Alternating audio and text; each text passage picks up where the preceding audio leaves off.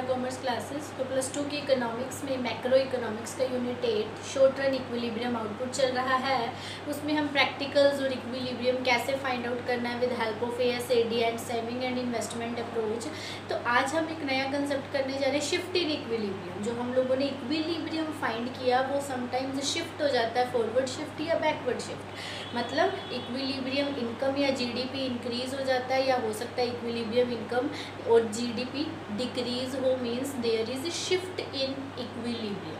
Equilibrium में shift हो सकता है और ये किस वजह से होता है? Because of change in investment which is part of aggregate demand. तो जो टॉपिक आज हम करने जा रहे हैं that is shift in equilibrium, impact of additional investment.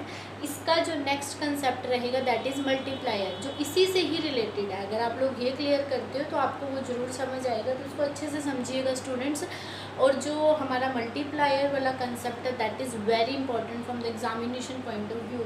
तो जो अभी हम कर रहे हैं that is impact of additional investment. देखो, impact of additional investment, additional मतलब अगर हम पहले जितनी इन्वेस्टमेंट कर रहे थे उसमें कुछ चेंज करते हैं। सपोज पहले इन्वेस्टमेंट थी 10 करोड़ की, अब हम 5 करोड़ की और इन्वेस्टमेंट कर रहे हैं, that is increase in investment. तो इससे क्या होता है? इक्विलिब्रियम शिफ्ट हो जाता है। कैसे? देखो कैसे शिफ्ट होता है। हमने बोला इन्वेस्टमेंट बढ़ती है, investment which is part of aggregate demand. Investment increase होगी तो ऑब्वियस सी बात है जो एग्रीगेट डिमांड है दैट विल इंक्रीज। अब देखो जो हमारा ये कर्व था, अभी हमने प्रीवियस कुछ वीडियोस में देखा। अगर आप लोगों ने नहीं वीडियोस वॉच की तो आई बटन पर क्लिक करके चेक कर लीजिएगा। तो देखो this is income curve, aggregate supply curve and this is initial aggregate demand curve, जब तक इन्वेस्टमेंट चेंज नहीं हुई थी। तो इक्विलिब्रियम जो था that is at point E point पे AD और AS दोनों इक्वल है। इकोनॉमी के अंदर कितना प्रोडक्शन हो रहा है, GDP कितना है या इक्विलिब्रियम इनकम कितना है, दैट इज़ OJ। क्या हुआ? जैसे ही इन्वेस्टमेंट इंक्रीज हुई, इन्वेस्टमेंट के इंक्रीज होने की वजह से एग्रीगेट डिमांड भी इंक्रीज हो गई। तो इससे क्या हुआ? एग्रीगेट डिमांड कर्व शिफ्ट हो जाता है from AD to AD1, that is called, देखो AD यहाँ पे क्या है? C+I। तो जो न्यू AD1 हमारा बना that is C+I plus change in investment. जितने से इन्वेस्टमेंट चेंज हुई वो भी उसमें प्लस हो गई, जिस वजह से aggregate demand curve upward shift हो गया। मींस AD जो पहले इतना था that is increase to this. Aggregate demand क्या हो गया? इंक्रीज हो गया। अब हम लोगों को पता है जैसे इकोनॉमी के अंदर जब एग्रीगेट डिमांड इंक्रीज होता है तो इकोनॉमी में जितना सप्लाई हो रहा है वो कम रह गया। तो प्रोड्यूसर्स क्या करता है? उस एक्सेस जो एग्रीगेट डिमांड है उसको फुलफिल करने के लिए प्रोड्यूसर प्रोडक्शन को भी इंक्रीज़ करना स्टार्ट कर देता है, और वो तब तक इंक्रीज़ करता है जब तक कि दोनों फिर से आपस में इक्वल नहीं हो जाते। देखो अभी इस पॉइंट पे दोनों आपस में इक्वल हो गई, इकोनॉमी दोबारा इक्विलिब्रियम में आ गई। ये किस वजह से हुआ?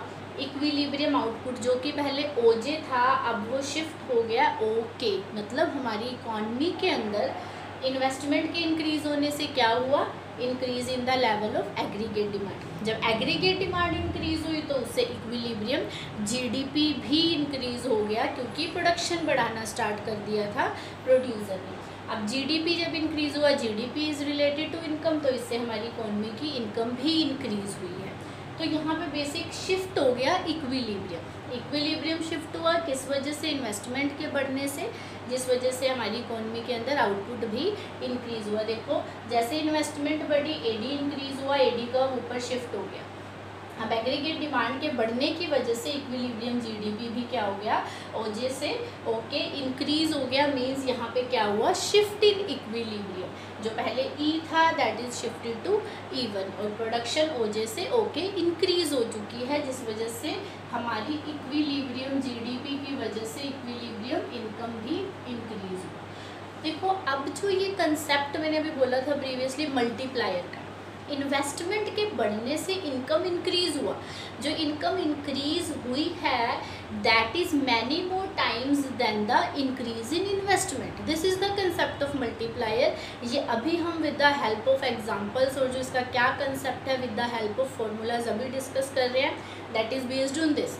क्यों इस पे बेस्ड है? क्योंकि हमने बोला इन्वेस्टमेंट बढ़ेगी तो इन्वेस्टमेंट के बढ़ने से इनकम भी बढ़ेगी, और जो इनकम है वो कई गुना ज़्यादा होगी इन्वेस्टमेंट से। क्यों होगी वो अब हम डिस्कस करने वाले हैं। सो स्टे ट्यून्ड स्टूडेंट्स, अभी हम लोग मल्टीप्लायर कंसेप्ट करेंगे, इन्वेस्टमेंट मल्टीप्लायर। ये स्टूडेंट्स देखिएगा, इन्वेस्टमेंट मल्टीप्लायर ये क्या है? अभी मैंने आपको रिसेंटली बताया कि इन्वेस्टमेंट के बढ़ने से इनकम बढ़ती है, और जो इनकम इंक्रीज होगी due to increase in investment, this will be many more times more than the increase in investment. मतलब इनकम इन्वेस्टमेंट के चेंज होने से कई गुना ज़्यादा चेंज होती है, that is called investment multiplier. मतलब जब इन्वेस्टमेंट बढ़ेगी तो इनकम इंक्रीज होगी और वो मल्टीप्लाई हो जाएगी। मीन्स अगर इन्वेस्टमेंट 100 से बढ़ रही है तो हो सकता है कि इनकम उसका 2 गुना बढ़े, 2 टाइम्स बढ़े, 3 टाइम्स बढ़े, 4 टाइम्स बढ़े, 5 टाइम्स बढ़े, मतलब उससे ज़्यादा इंक्रीज होगी। तो हो सकता है इन्वेस्टमेंट के 100 इंक्रीज होने से जो इनकम इंक्रीज हो रही है दैट इज़ 200 और 300, 400। ये क्यों होता है, कैसे होता है, ये भी हम डिस्कस करने वाले हैं। इस किस चीज़ पे बेस है ये बेसिकली, तो अभी लेट्स एक्सप्लेन इट्स मीनिंग। देखो क्या है, मैंने बोला इन्वेस्टमेंट के बढ़ने से इनकम बढ़ेगी, और इनकम जो बढ़ेगी वो इन्वेस्टमेंट से कई गुना ज़्यादा बढ़ती है या कुछ गुना ज़्यादा बढ़ती है, that is called investment multiplier.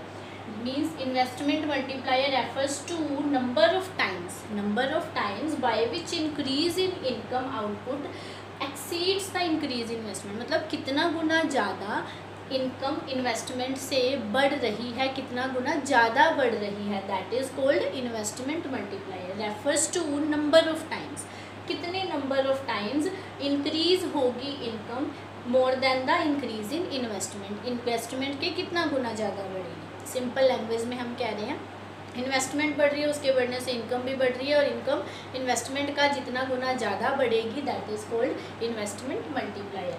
अब इसको जो हम अगर न्यूमेरिकली कहते हैं with the help of formula कैसे एक्सप्लेन कर सकते हैं, रिलेशन है चेंज इन इन्वेस्टमेंट और चेंज इन इनकम में।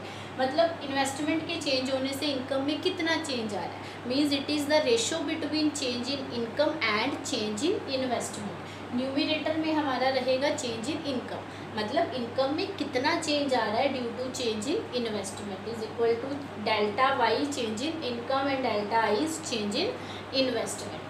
अब आगे हम अगर इसका रिलेशन एक और पढ़ते हैं, एक और इसका प्रैक्टिकल फॉर्मूला रहता है दैट इज़ के इज इक्वल टू 1/m में 1 माइनस MPC।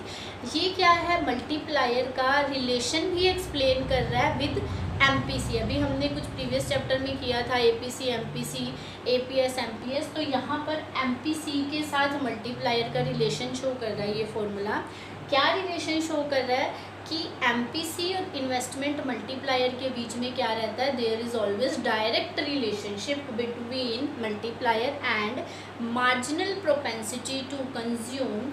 इसीलिए फॉर्मूला क्या है, K is equal to 1/m में 1 माइनस MPC। डायरेक्ट रिलेशन का मतलब क्या हुआ, अगर मैं कह रही हूँ MPC इंक्रीज़ होगा, MPC के बढ़ने से मल्टीप्लायर भी इंक्रीज़ होगा, और अगर MPC कम हो रहा है तो मल्टीप्लायर भी कम होगा।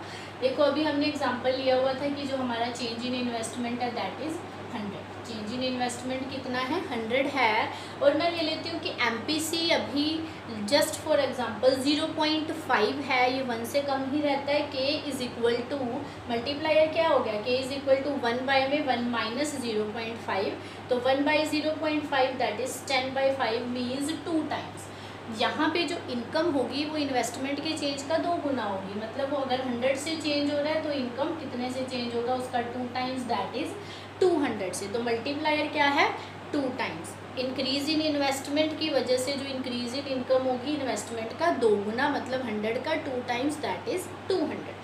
अब देखो MPC अगर 0.5 से इंक्रीज होकर 0.8 होता है, अगर मैं इसी फॉर्मूले में पुट करूँ 1/m में 1 minus 0.8 that is 1/0.2 is equal to 10/2। यहाँ पे क्या आया, 5 टाइम्स आ गया हमारा मल्टीप्लायर। ये क्या शो कर रहा है कि जो मल्टीप्लायर है यहाँ पर 5 गुना है, मीन्स जो चेंज इन इन्वेस्टमेंट की वजह से चेंज इन इनकम होगा वो उसका 5 टाइम्स होगा। किस पे डिपेंड किया, ये MPC पे डिपेंड कर रहा है। अगर MPC इंक्रीज़ हो रहा है तो मल्टीप्लायर भी इंक्रीज़ हो रहा है। अब यहाँ पे जो हमारी चेंज इन इन्वेस्टमेंट की वजह से चेंज इन इनकम होगी दैट इज़ 500। 100 से इन्वेस्टमेंट चेंज हुई थी, इनकम कितने से चेंज होगी 500 से किस पे डिपेंड किया, ये मार्जिनल प्रोपेंसिटी टू कंज्यूम पे। तो ये दो फॉर्मूलाज हमारे यूज़ होते हैं। फर्स्ट हमारा रिलेशन जो हमने बेसिक रिलेशन पढ़ा है वो डिनोट कर रहा है ratio between change in income and change in investment. दूसरा हमने कहा मल्टीप्लायर का एमपीसी के साथ रिलेशन है, उसकी वजह से एक और फॉर्मूला बन जाता है दैट इज़ के इज इक्वल टू 1 बाई में 1 माइनस एमपीसी। रिलेशन क्या है, डायरेक्ट रिलेशन, एमपीसी बढ़ेगा तो इन्वेस्टमेंट मल्टीप्लायर भी इंक्रीज होगा। I think students this is all for today. तो टुमारो के लेक्चर में हम लोग इसका मैकेनिज़्म पढ़ने वाले हैं। अभी आप इतना ही क्लियर रखिएगा, अगर इसमें कोई भी डाउट रहता है तो वो पहले क्लियर कर लीजिएगा ताकि आपको नेक्स्ट में कोई भी प्रॉब्लम ना आए। I hope students you like the video. अगर पसंद आती है तो इसे लाइक ज़रूर कीजिएगा और चैनल को सब्सक्राइब करना मत भूलिएगा। नोटिफिकेशन बेल पर भी ज़रूर क्लिक कीजिएगा ताकि आपको फर्दर नोटिफिकेशंस भी मिलती रहे। Thank you.